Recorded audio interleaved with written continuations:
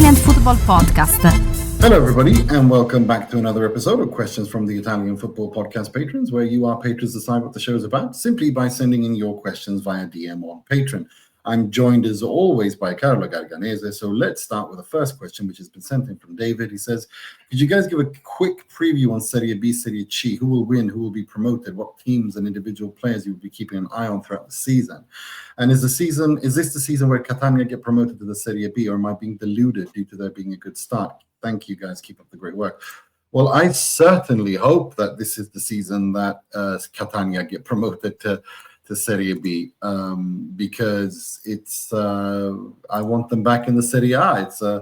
It's my team in the south, and I hope they get promoted, and I hope that Palermo comes up to the Serie A, and that's the team I'm looking at in Serie B this season. That's the team that I'm going to be that I think is going to do really well. They've started well as well. They got 7 out of 9 points. Modena is flying as well. Cesena doing well. Frosinone as well.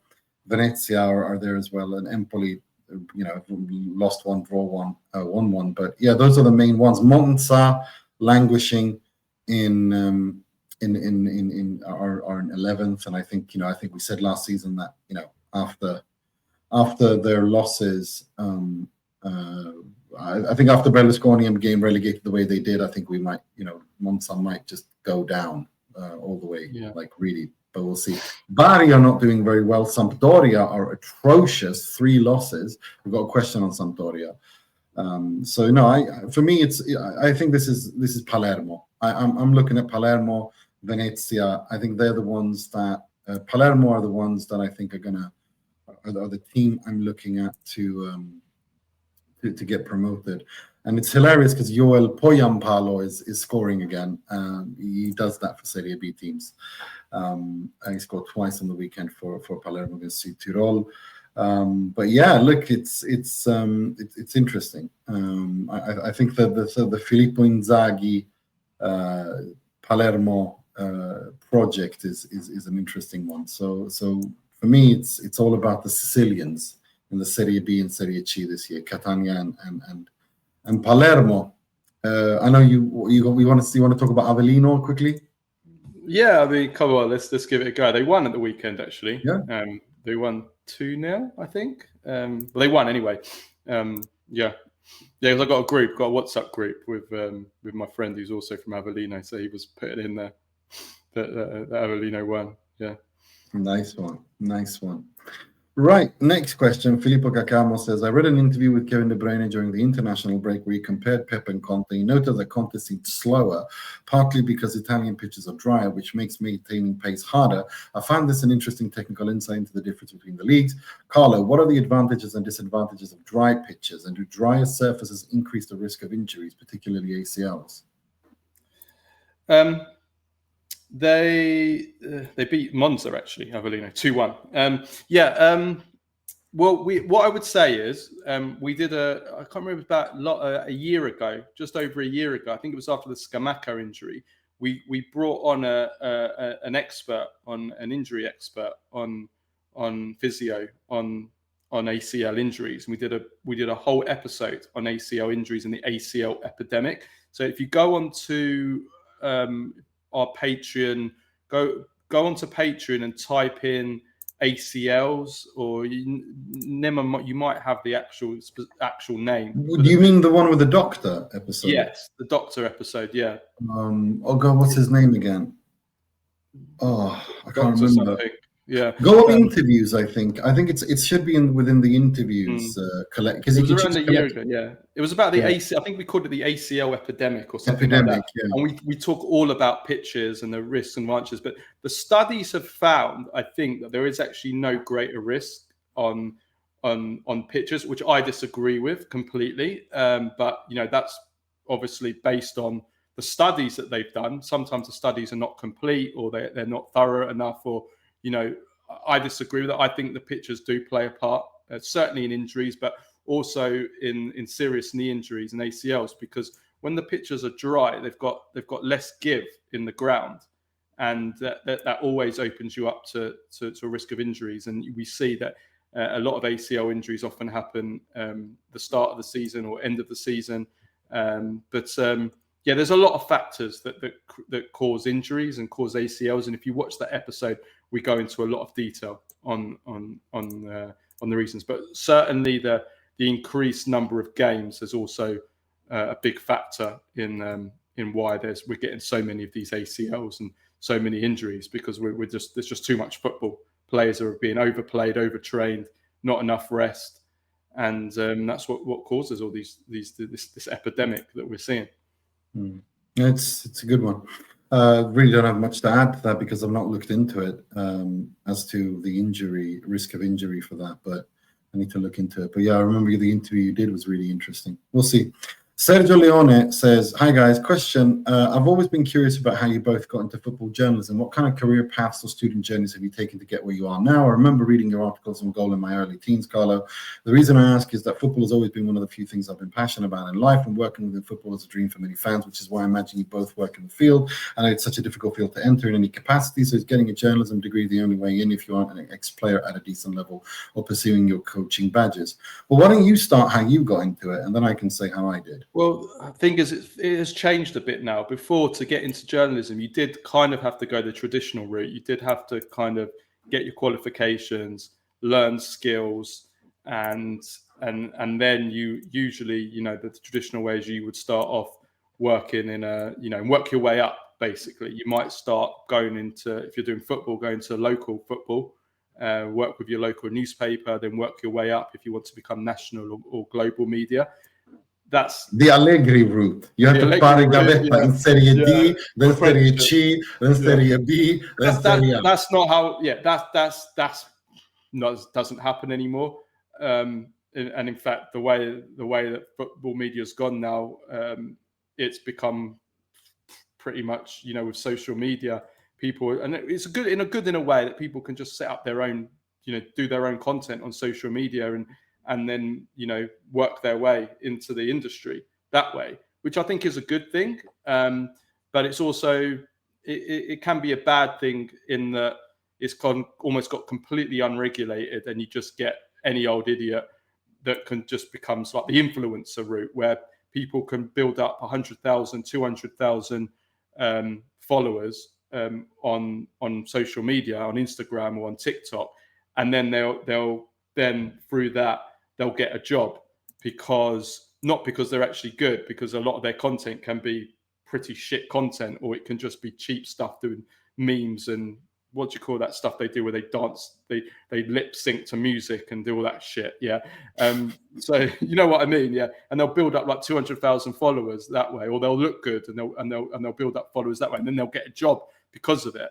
And actually the media is becoming more and more like that, because the media is dying, traditional media is dying, and it's become about, I'm in England, actual newspapers are hiring influencers to do their football content. This has been quite it's been quite well documented actually, and like actual newspapers sacking their entire football content creators and hiring these influencers basically, because they've got 200,000 followers, and if they put their stuff out on there, more people are going to watch it, and so it's changed. But what I would say is it's definitely worth doing at least a short 3-month or 4-month course in journalism, just to learn the kind of key skills, and then from there that will hold you in good stead to what you do. And that's all I did. I did go to university. I did history at university. I love history. History, a bit of politics involved, but mainly history. I did like a 4-month course called an NCTJ course. NCTJ course, yeah. Yeah, is that what you did? Yeah. So no, I was going to, but I didn't. So I learned some key skills. Like, news and shorthand, which people don't really use anymore. And law is important in journalistic law, and you learn some key skills, and that does help you out. My route was different. I never wanted to work in mainstream media, where my thing was I wanted to do my own thing from the get-go.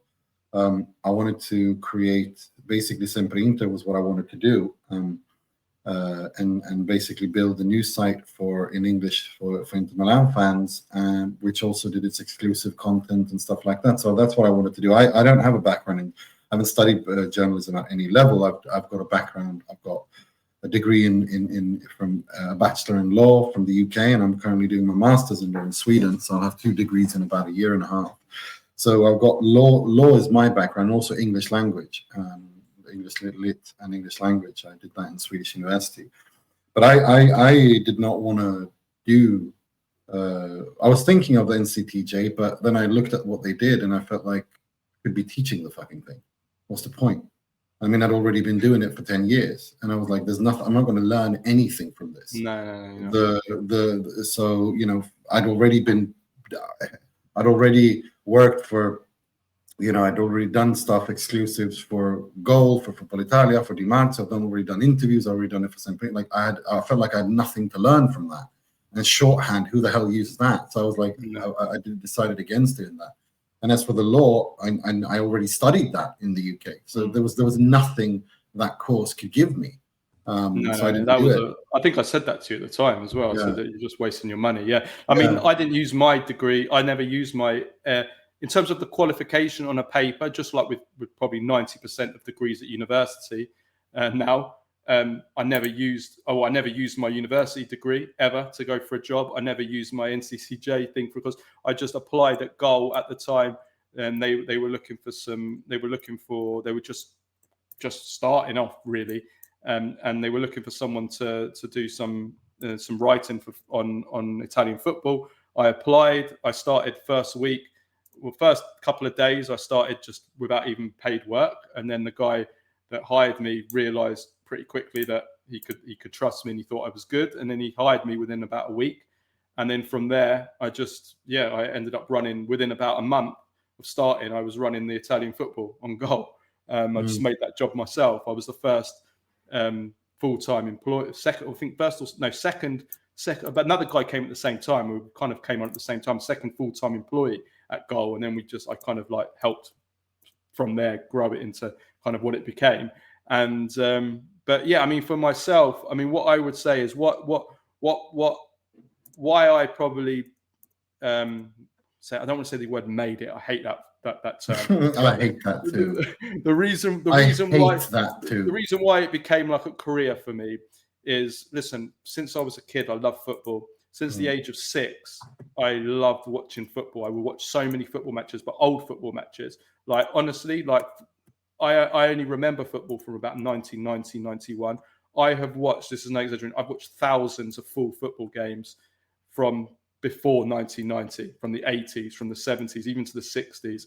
I've just loved watching games, collecting, finding videos, watching documentaries. I've never been a massive reader. I've never really read that many books. I've read a few books, but not many. I just watched so much football that I accumulated such a knowledge and obviously an understanding of the game through playing it. I wanted to become a footballer. I needed that. When I then went into it as a career, I had such a deep knowledge and understanding of the game that comes out. And that's why it makes it easier to succeed. And it's why people, I developed a popularity, and people liked me, and they liked what I was writing about. And, that didn't come from doing a degree or through learning skills. That came because I built that up over my life, over my love for football and watching so much football and playing so much football that, so you can't teach that. So if you want to become, obviously you need to still have an ability to write, because you can't write articles unless you can write. So that came also from having that ability. But there's some things you just can't teach, I think, and people get found out. If you don't understand football, if you don't have knowledge of football, and you start having like we have these discussions on this show, and we start talking about certain topics, whether it's from the past or whether it's from now. You can't fake that and be successful, because people find you out. People listen and they realize, well, this guy doesn't know what he's talking about. Well, this guy's doesn't have any knowledge of what he's talking about. You get found out. So I think that is probably the most important thing, and that's been probably the basis and foundation of what I've done over this pushing on 20 years now, getting old. Yeah, I was thinking the other day, I started Sempre Inter 13 and a half years ago. Bloody hell. Yeah, look, I started 2007. I remember the first week I started writing for Goal was when Italy played against France in a Euro 2008 qualifier. It was a 0-0 when Del Piero got absolutely hammered for a really poor performance. They drew 0-0 in Italy, and I wrote an article asking the question: should Del Piero still be, playing for Italy? And I got absolutely hammered I got Juventus fans calling me an Inter fan, actually. So the irony, eh? Yeah. No, but it's fun. Like, it depends on what you want with it. The thing is, it's so funny. I did not know this. My mum told me this recently, that when I was a kid, I said, when she asked me what I wanted to be, there was 3 things I mentioned. One was to drive a tram, because that's public transport in Gothenburg. The other 2 was lawyer and journalist, even at the age of 5. Yeah. Which is weird. I never knew what I wanted to be until I was 22. Yeah. For me, it was like I wanted to work. Journalism and law were from the age I can remember. And my mum told me this, and I didn't, because I didn't remember that. And it's like, wow. But I do remember always loving both of these 2 subjects. And so I knew exactly what I wanted to do. I did not want to work for the mainstream media. That was very clear from the onset. I wanted to build something that I could, that I wanted to, that didn't exist when I was there. And then after that was built and established and it was running on itself, which it has, then it was like, okay, well, what else do I want to do? Well, I wanted to expand and build on that and do that as a whole on Italian football, and work with independent journalism, which has always been my favorite area of journalism. I think it's the most interesting part, especially now. Especially now, The mainstream is dead now. Well, there is no journalism anymore in the mainstream. Sorry, it's just the only other thing I would say is you got to be confident. You got to believe in yourself. You got to have a thick skin. I mean, some of the abuse that I used to get when I was at Goal on my articles, incredible. The Calciopoli stuff, the so much, like death threats. I've had death threats. Like I can openly say that. I've had every day for the last 12 years. I'm sorry, you've got to have a thick skin. And at the end of the day, listen, if you believe in yourself, then that's all that matters, really. Because at the end of the day, someone else's opinion, it's just their opinion. How that opinion affects you, that's you. That's based on you. You have how that's completely on you. What they say, what they think. If you let that affect you, that's your decision, not their decision. Exactly. That's what I say. So, believe in yourself and just always try and keep learning and keep just building up your knowledge. And also be very clear with what you want to do. Like, set goals for yourself and try to think of ways to reach them. Like, for me, I was very clear with what I wanted to do, both in terms of my legal career and both in terms of my journalism career. And I still do that. And then once I hit them, I sit back, I go back, I say, okay, what do I want to do now? Like, you have to be very honest with yourself, I think. I'm very brutally honest with myself, as you know. Yeah. I'm just brutally honest. Sure.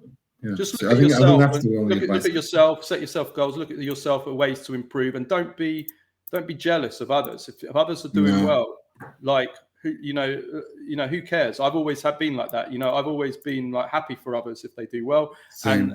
And when even like with our pod, which has been going on for 5 years, when I see others, starting up podcasts or doing others, I've never ever felt any threat or any jealousy. That's so stupid. People are like feel threatened.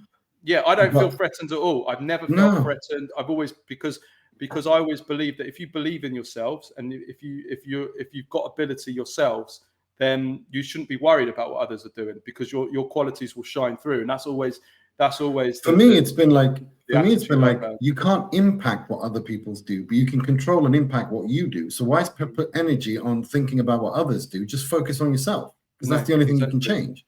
Like that's absolutely. That's what I think is a winning mentality. I think that when you worry about others and you feel threatened by others, that's because you've got a bit of an inferiority complex. That's because you look at others as being as if they've got something that you haven't got and you're striving towards them, when actually you shouldn't think like that. You should think, well, what have we got? And so, yeah. Agreed. Next question, Don Caruso says, UEFA postponed a decision on whether to allow Serie A to play the Milan versus Como game in Australia. Do you think it should be allowed? I know you don't. I don't have a problem with it. I have to be honest. I have no problem with it. No, I think it's disgraceful. This is not just about Italy, because Spain are trying doing the same thing. I think it sets a terrible precedent. It destroys the credibility and the fairness of fair competition. The whole idea of a league season is you play an equal number of games at home and an equal number of games away, and that's the same for every single team. If a team plays one less game away, in this case Como, that is an advantage to them. Como could be going for Europe, or even more potentially this season or in future seasons. And if they're playing one less game away from home, that is an unfair advantage on them. And it's an unfair advantage on the other teams who are playing one more away game than them. So immediately you destroy all the credibility of fair competition in your league. And I can't believe it. Anybody that cannot see that is living in cuckoo land. Then you have the precedent that it sets of opening up a can of worms on what is then going to follow, because other teams, rightfully so, will be saying, well, if Milan and Como can be playing away outside of Italy and earning all this money and opening up new markets, then we want to do the same. So Inter are going to say, we want to play in America. Juventus are going to say, we want to play in Africa. Rightfully so. So before you know it, you're going to be having everybody playing, different games. And then, well, if we're going to play one game a season, well, why can't we do 2 games a season? If we're going to play 2 games, why can't we do 3 games a season? And then it just becomes a farce. So those are the 2 teams. I have no problem in trying to open up more markets. I think we need to do that. Although I would say that we should probably start with trying to sell TV rights before. Yeah, I think that would be a good place to start. That would be a good place to start. I think that would be a good place to start. My big problem is it destroys the credibility and fair competition, because you have to have an equal number of games. It's just simple as that. Yeah, I don't think that's the main concern for me, the credibility or fairness of the competition, because Milan is always going to have. Milan has a massive fan base in Australia, as do Juve and Inter and so on. So I think they're going to have an unbelievable atmosphere there, because there's so many Italian Australians of Italian descent, like yourself, Carlo, families. A lot of people like yours with your story, like Adriano Del Monte, our good friend.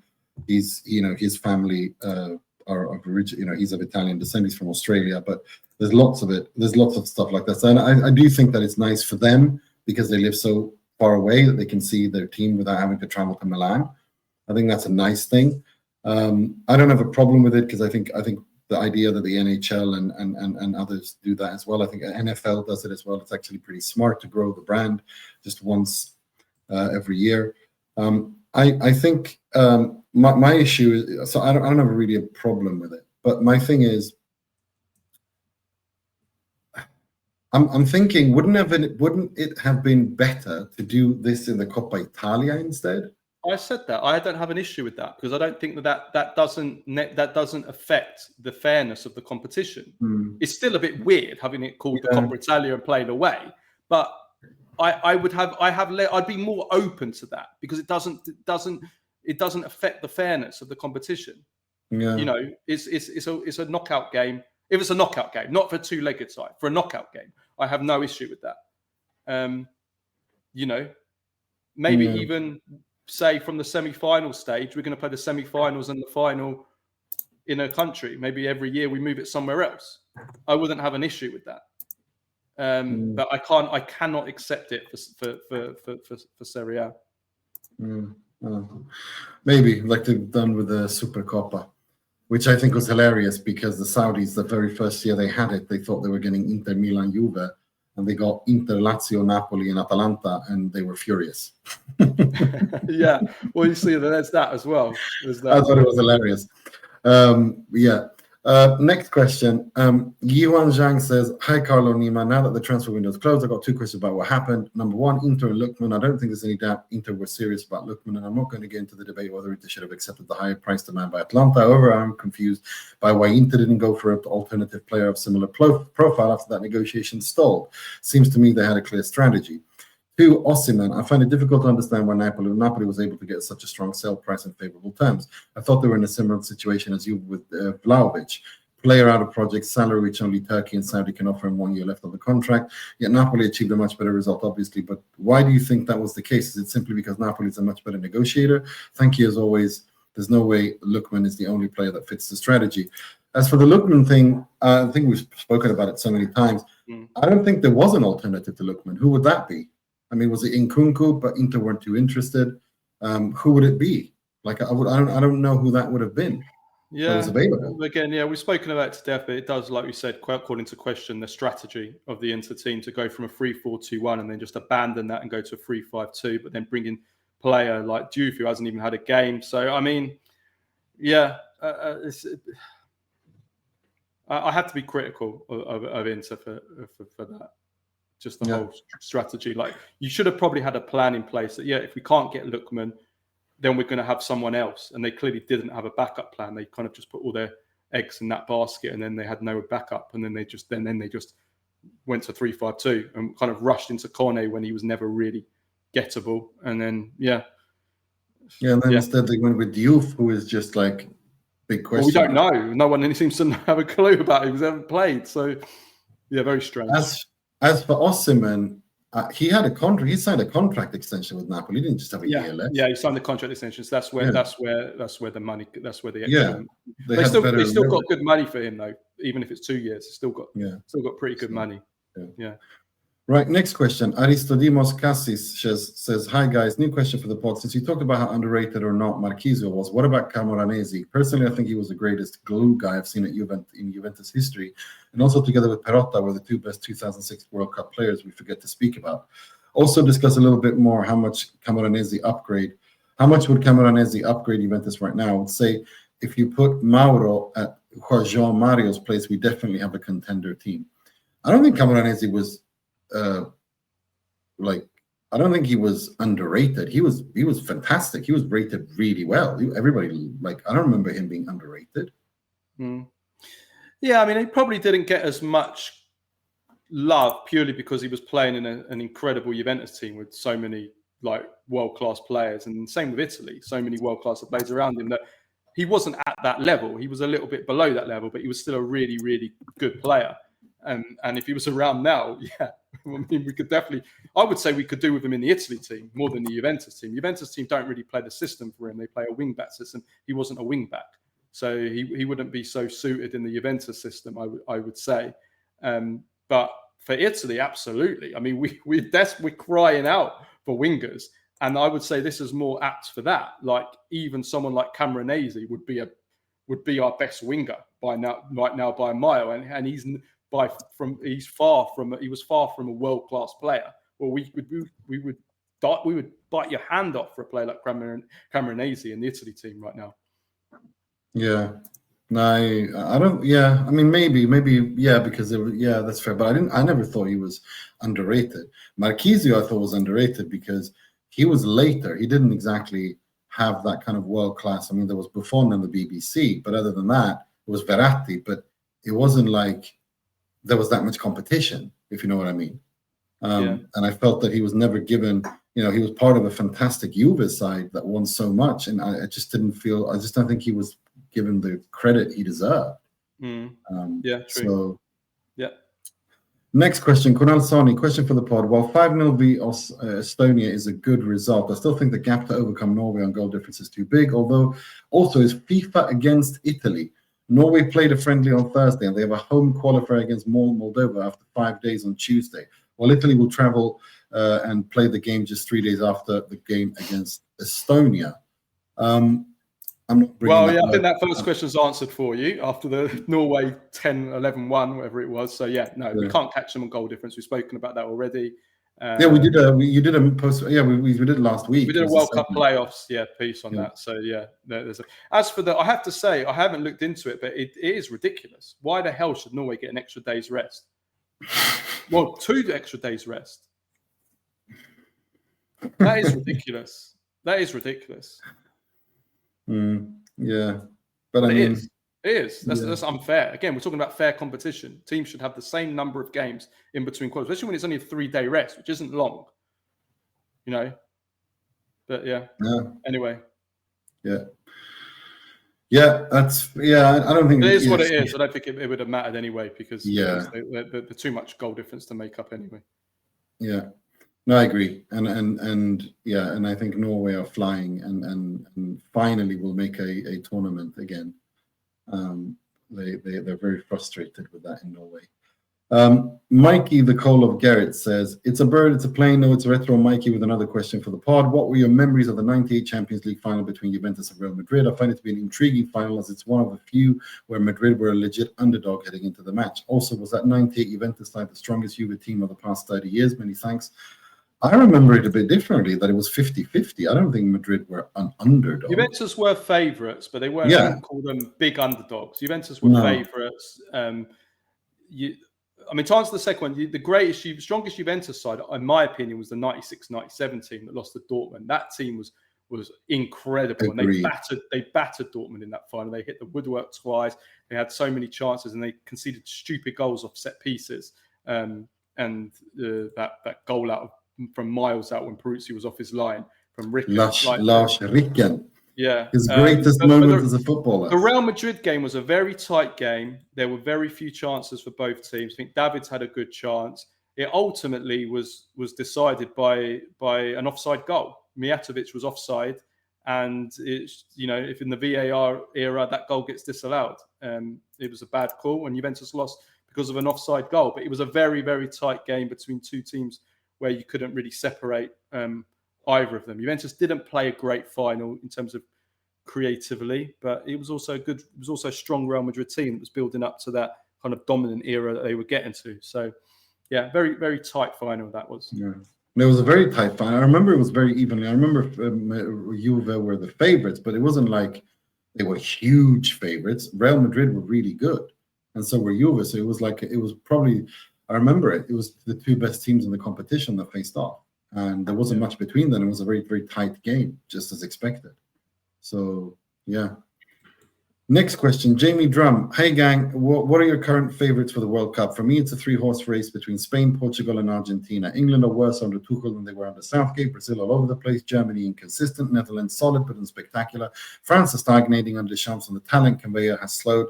And finally, Italy is just, Italy. Do any of these teams make your favorite list compared to mine? I think Spain, Portugal, France are my favorites, my main favorites. I have Brazil as a dark horse, and I'm going to keep using that every single week now on everything, just to piss off a certain Serie A commentator friend of ours. No, but I think Ancelotti could do something there, because I think he'll be the best coach at the tournament. Together with it isn't looking good for Ancelotti. I think Brazil have been really poor under him so far. So, but it's still time to go to get that sorted. But at the moment, if the World Cup was played today or tomorrow, I think Spain, Portugal, Argentina, and France are probably the teams that look in the best shape. And then you can't rule out England because of the quality that they have, even though they don't look good. We know that they've got the experience. They've gone so deep in so many tournaments. And Tuchel, even though it hasn't looked particularly great, is still Thomas Tuchel. He's still a top coach. Yeah. And he knows what he's doing in knockout football. So, you have to throw England into that. But right now, I think Spain definitely look a cut above everyone at the moment. They just smashed Turkey 6-0 away. And it's not a bad Turkey team, is it? So, I mean, they look really, really, really special, Spain. Yeah, I mean, it's Lamine Yamal show. I mean, it's him. They have another golden generation, Spain, and they are huge. It's also how they play the team as well. It's not just the players; they just look. Look, for me, I look at Spain, and I think they are the clearest favorites. Like, I think that there's right now, if you ask me now, I think it's Spain are massive, huge favorites. France should be, but they have a coach that holds them back and just makes them into a plodding team. Yeah, unfortunately. No, so I have Portugal, France, and England. Well, Portugal and France just under Spain, and then I have England and England ahead of Germany, and then I think Brazil are my dark horses. I think England might find it difficult with the heat out there. Yeah, in the North America. Yeah, I agreed. We'll see, but I think it's still too early to say anything. I think we have to wait at least 6 months before we say anything. But if you ask me today, that's how I view it. Next question. Ahmed Khaled says, hi, both. Hope you're well. Rumors circulating in Italy that Kibo wants to test a back four, whether it's a 4-3-2-1 or a 4-2-3-1, presumably starting Bastoni, Akanji in the middle, Dumfries and Di Marco as fullbacks, Hakan, Barella and Sucic, Fratesi with Turan, Boni at the flanks, and Lautaro up front with free roaming for the three up front, except for maybe Lautaro, as he can't play as a right winger. This way, we replace the slow centre back with an attacker and thus can implement counter pressing. What's your thought in this sense that Gattuso is playing four, utilizing Inter players, and also Inzaghi used it sometimes last year, as Inter really need to change the tactics after all these years playing 3-5-2? I don't have a problem changing tactics, but then you should have a bloody mercato that reflects that. This is embarrassing that you went from a 3-4. This was your plan 6 months ago, 3-4-2-1. Your coach disappears. You bring in a new coach, and then you fail to sign players for the 3-4-2-1. So you sell Zalewski, and then you buy Diouf, who no one knows what he's going to do. Sucic can play in both systems. That's fine, but you don't know what you're doing. So Diouf you sign Diouf. Then what are you going to do? You're going to use him.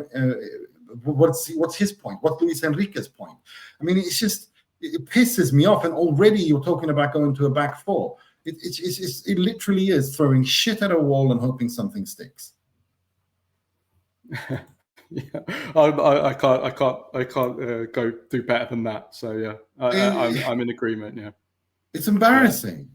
And again, it's not about moving formation. It's about having a strategy and actually executing. Italian teams, the Italy national team recently have been the kings of using formations that are not suitable for the players or the manager, or and then using players in formations that they're not suitable for. Like Italian football, like this has plagued Italian football both at club level and for various clubs and for the Italy national team in the last few years. And they keep doing it and they don't seem to be learning from it either. Nope, they aren't. Next question. Alex Pearson asks, Lotito Lazio never looked to sell Lotito Lazio never looked to sell Guendouzi and Rovella of the midfield core, and Sarri is great at building player consistency. If Delebashiru can improve consistency, he might be the long-term Lazio left center midfielder in Mezzala. Vecino's too old broken to start in Mezzala. I mean, the only current starter options are Delebashiru and Guendouzi. However, Delebashiru will play AFCON with Nigeria, right as Lazio can sign Mezzalas in January. So, question, can Delebashiru grow to deserve his spot before January, keep it after January signings, deter interest in a Sergio Milinkovic-Savic free transfer next summer? Interesting. I mean, yeah, it's, as we said on the Monday pod, it's really difficult with Lazio. It just feels like the air's come out of them. But I mean, Delebashiru has some raw qualities there that I think there is the potential, and I'm excited to see how Sarri develops him, because Sarri is really good at kind of polishing diamonds, I think. So yeah, let's see how he does. I think there's no doubt that he has some raw qualities, explosive qualities. Physically, the guy is such a beast, like powerful and quick, and he can carry the ball and so I think that it is going to be either way. It's going to be a difficult season for Lazio. I think Lazio fans know that, and unfortunately, nothing you can do about it. I also, the idea of Milinkovic-Savic on a free transfer next summer, like, yeah, that would be beautiful, wouldn't it? Oh yeah, for Lazio, of course, yeah, absolutely. But the question is, how good is he? Like, that's what I don't know. Oh, Delebashiru.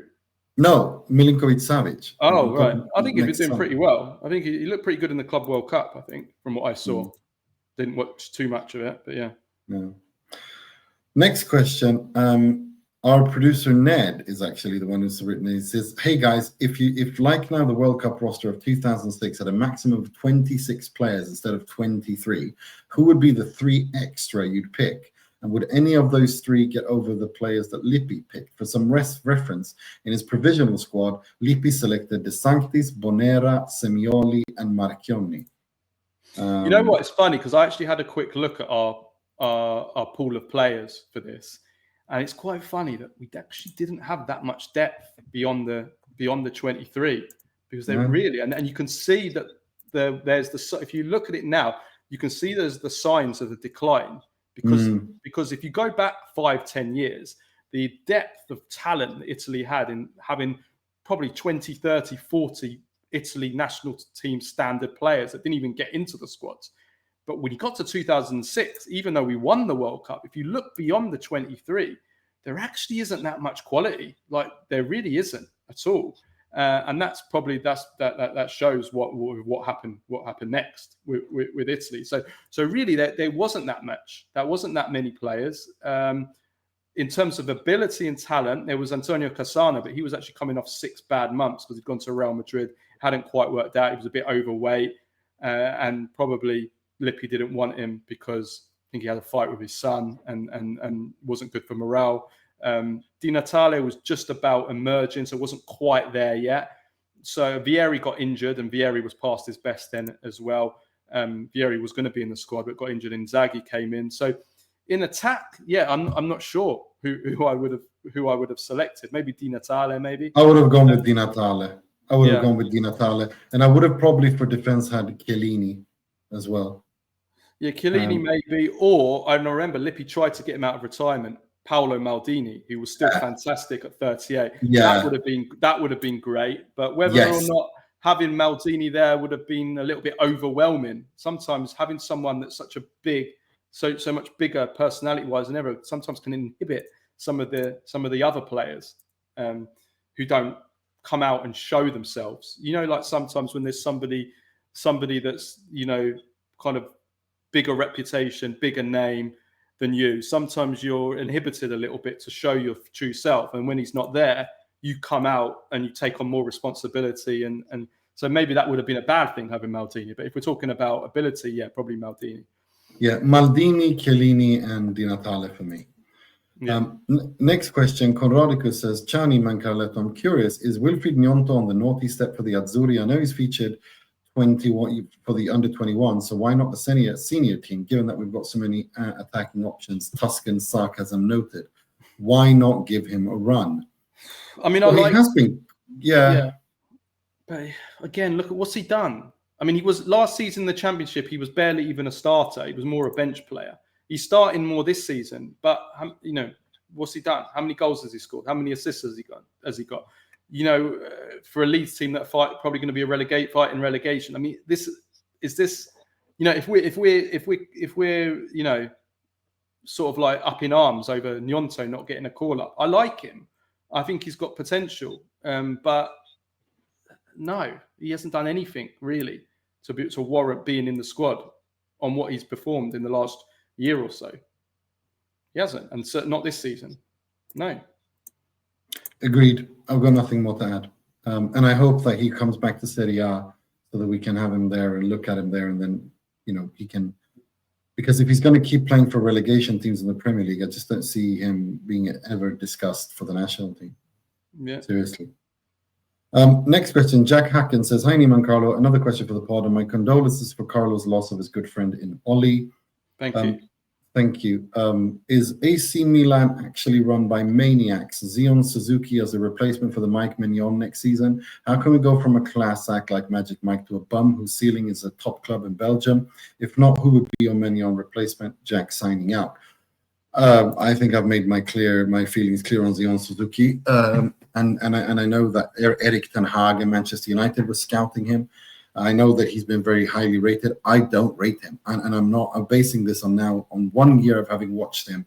I think I really don't like him, and I think that first name, he's favoured because of that first name. He gets favouritism. But I don't get it. I don't get it either. It's strange. It is strange. He's athletic. He's got good reflexes and he's a good shot stopper, but. Yeah. No, he's going to be the starter at Milan. Are we serious? No. Hey, come on. No, I think that would be right now. I don't know who would be my Maignan replacement. I mean, my money was Vanya Milinkovic-Savic. I think that's the one they should have gone after. But it depends what their budget is, and because you could say someone like Carnesecchi would be good, but Carnesecchi would be good for. He's probably out of the budget now of the Italian teams. Absolutely. It's the annoying thing, isn't it? Any Serie A player now does great, and the top teams can't afford him. Like Kone, for example. Kone would be the best centre midfielder maybe in the for a lot of top Italian clubs, or he would walk into their team anyway and upgrade them massively. But Italian clubs won't be able to afford him anymore now. Exactly. Yeah, 100%. Next question. Hamza M says, Nima, when Mourinho left Inter in 2010, who should have been the replacement for him instead of Rafa Benitez? And second question, who was more talented, Ronaldo u Fenomeno or Adriano? Well, I think the second question, individual quality, Ronaldo, I mean, there's like a handful of players that have been better than him in terms of his quality and his talent in football history.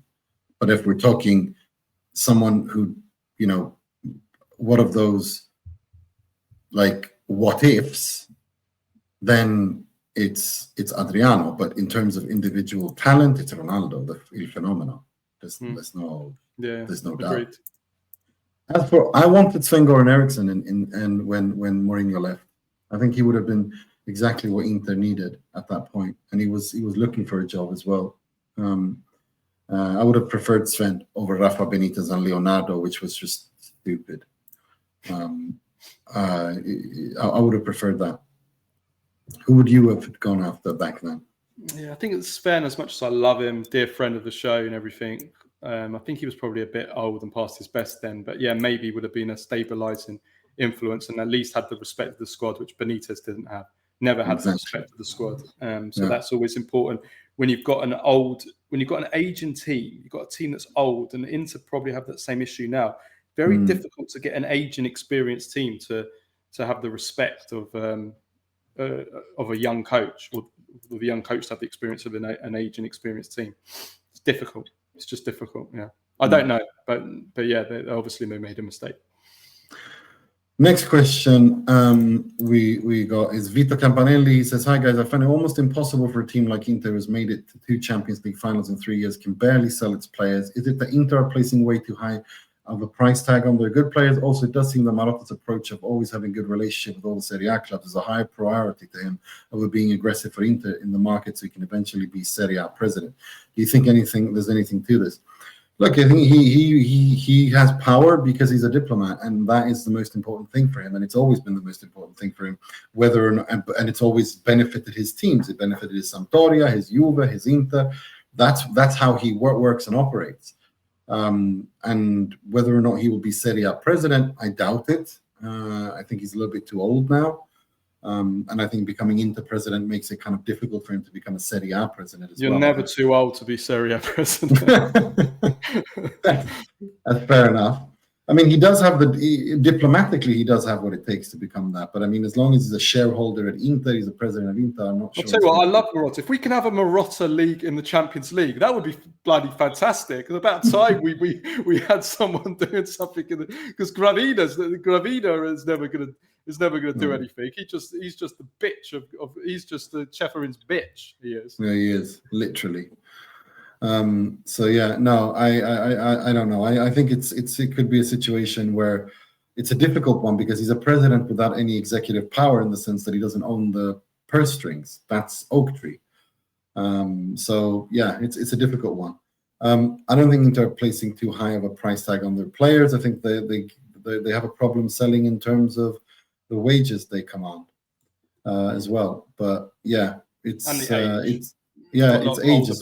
Older players, yeah, exactly. Yeah. And players who bought on a free transfer, so it's difficult, Yeah, agreed. Last question. Ryan Yaboni says, hi guys, fantastic question. Fantastic work throughout the summer. Can't wait for another Serie A season to get started. Can you please guys shed some light on the situation regarding the Milan Curva Sud? Is this a dark day for Milan and Serie A? Furthermore, another disgraceful blunder from the higher-ups at Milan. Or should Milan management be applauded for taking a stance against the ultras who use their power to stronghold the club and for criminal activity? Is this the first step towards trying to clean up the stadiums in Italy? I'm torn. And how does this compare to the stance English clubs took against the hooligans? Thanks and keep up the good work. The hooligans, I love that. Like they're a species of their own. Yeah, hooliganism. He did write hooliganism. I misread that. You just called it the hooligans, which you're right to do so. The hooligans. Yeah. Well, they are a different species. Have you seen them? I mean, I'm sorry. I saw them on Saturday in London. Well, exactly. That's what I mean. A lot of teeth broken up at the gum line and neck tattoos. Give us back our country while they're pissing against the wall. Whilst they're pissing against the wall, yeah. Pissing against the wall. England for the English while buying an onion bhaji from an Indian food store. That was funny. That was funny. I love that. That was very, very funny.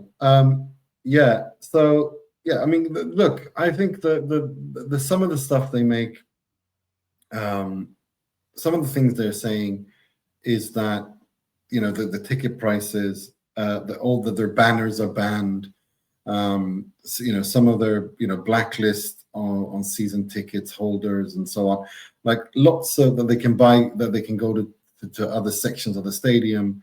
There's lots of problems there. I think something needs to be done about the ultras. I think they do have too much power, and I don't like that they have access to the players and all the stuff. And we saw that even in Napoli when De Laurentiis had to take a group photo with these people, and it was just so weird.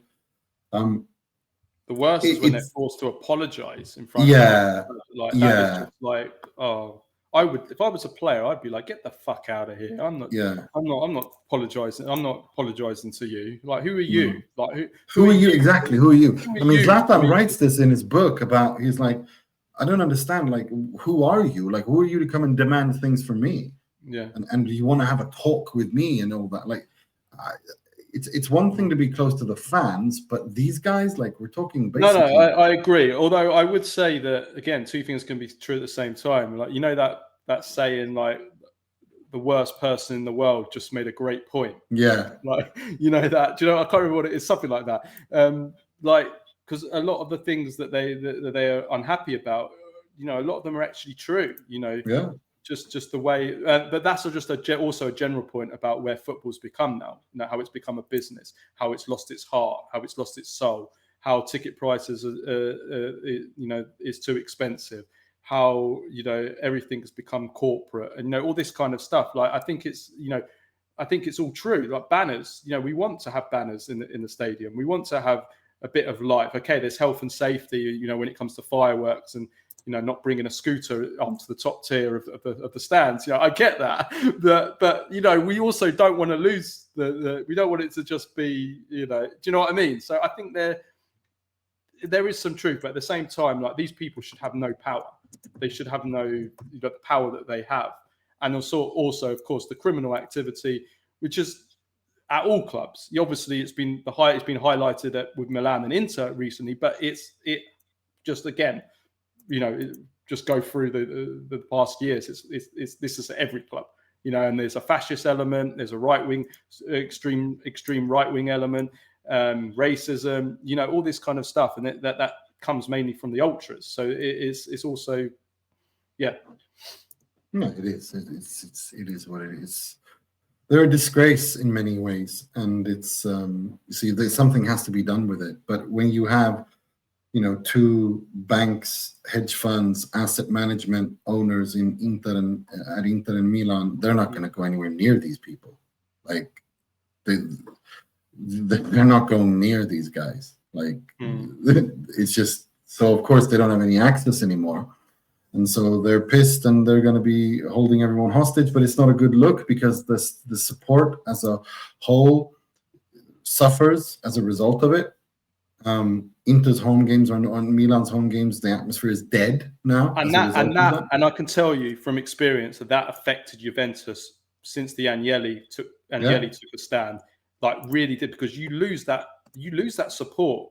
Yeah. You know, that's the advantage of playing at home, having the support, having that energy transferred to your players, and you lose that. It becomes easier for opponents, even including in Europe as well. You know, you've got to make your home stadium, a cauldron, you know, and you lose that. So again, if this is going to be the case for Milan, for Inter, especially at the moment, then they're gonna lose points because of that at home. Of course, so the clubs as well, not just the league. The clubs need to try and sort this out as well, because it's only going to, again, it's negatively going to affect them. Yeah, it is. It really is. And just one, I've got nothing more to add. Just one last question. It's a quick one. It's hilarious. It's from Missak. Why have new gen third kits Why are they morphing into more of a fashion statement than jerseys to wear on a football pitch? All the Adidas wears look so beautiful. The Roma, the Juve, with classic homages of their old logos, but it doesn't look like something to play a game with at all. And also to have some aperitifs or aperitivos, or am I just morphing into? You know what? People call me. Did you send this to Missak to send this in? Well, no, because actually I agree with Missak because I know. No, I don't agree with Missak. I agree with the policy of having third kits because you're very rarely going to use the third kits. I know clubs have started to use it more now because they want to. I think this is actually the way to commercially to do commercial business in Italy that we're so critical of. I agree.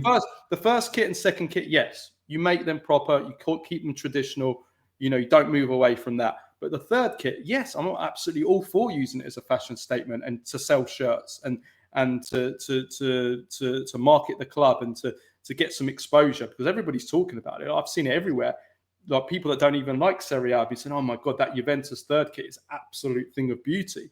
And it is beautiful. 100%. Yes, it doesn't look like a football kit. I'm not going to lie, it doesn't. It's not a football kit, but I'm fine with that. That's how you do commercial business. I agree 100% with what you said. So Missak, you're a bigger boomer than Carlo. Yes, just saying. You are. Just saying. Right. That's all the time we had this week. Carlo's got to run. We will be saving, I think it's 11 questions from this week that people sent in. We will be saving these for next week. So don't worry if we haven't gotten to your question, it'll be included in next week's pod. So do please keep sending in your questions via DM on Patreon. We'll be back on Thursday for a review of the Champions League and of the Italian clubs in the Champions League. So until next time, take care of yourselves and each other. Ciao, ciao.